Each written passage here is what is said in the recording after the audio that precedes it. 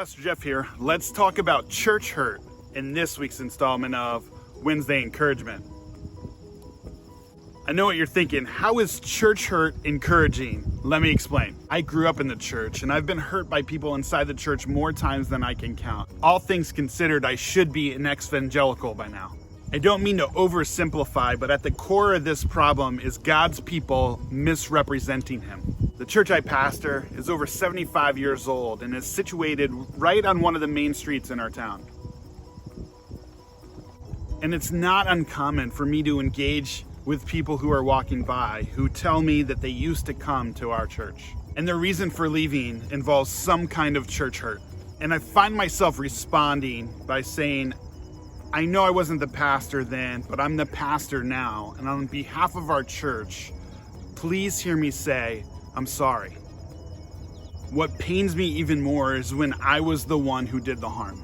And I love this reminder from the end of the book of Romans in chapter 15. Paul has just wrapped up a discussion on opinions that could lead to disunity.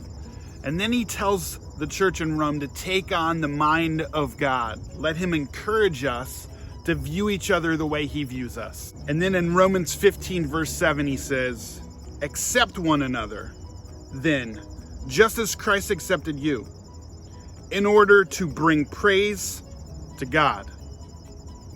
The result of not accepting one another, of allowing God to do the work that he desires to do in each and every single one of us, often leads to church hurt. You may never get the apology you deserve and need, but on behalf of the church and one who calls himself a follower of Jesus, please hear me say this. I'm sorry. I'm sorry we allowed our flaws to stand in the way of you receiving the love from God that you deserve. And let me land with this. Don't allow our flaws to stand in the way of giving God's love another chance. God bless you. Go in peace.